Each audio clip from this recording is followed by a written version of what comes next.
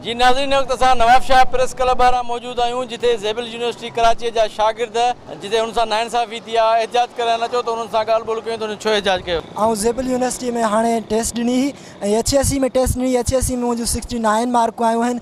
जॾहिं त ज़ेबल वारनि पहिरियां HSC जी टेस्ट खे रिजेक्ट करे छॾियो हो, उनजे करे उन्हनि पंहिंजी टेस्ट वरिती। उहा हिकिड़े इंतिहाई गैर मयारी तरीक़े सां वरिती वई।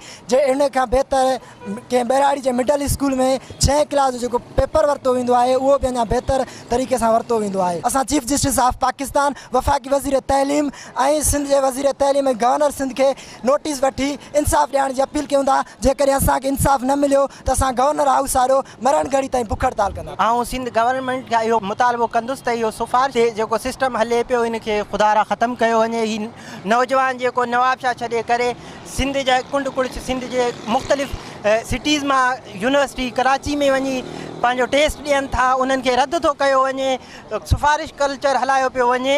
ख़ुदा इहो बंदि कयो वञे, इन्हनि सां इंसाफ़ अर्ज़ु कंदुमि प्राइम मिनिस्टर खे, गवर्नर सिंध खे त महिरबानी करे असांखे इंसाफ़ ॾियारायो वञे। छो असां स्टूडेंट सां ज़ुल्म कयो पियो, मेरिट लिस्ट लॻी वञे। जे असांजूं 70 मार्क्स आहिनि उन्हनि खे छॾे ऐं 50 वारा खयां अथनि। ज़ुल्फ़कार अली भुट्टो यूनिवर्सिटी कराची। जी नाज़रीन, ही शहीद ज़ुल्फ़कार अली भुट्टो लॉ कॉलेज कराची जे शागिर्दनि जूं तव्हां ॻाल्हियूं ॿुधियूं। जो चवणु आहे त असां टेस्ट ॾिनी ऐं असां टेस्ट में उहे मार्कूं बि क्वालिफाइड कयूं, पर मनपसंद माण्हुनि खे जंहिंजूं 50% मार्कूं आहिनि उन्हनि खे एडमिशन ॾिनी वञे ऐं असांखे जेको आहे एडमिशन नथी ॾिनी वञे। कैमरामैन रफ़ाक़त आराई सां गॾु ज़ुल्फ़कार ख़ासि के लिए सिंध टीवी न्यूज़ नवाब शाह।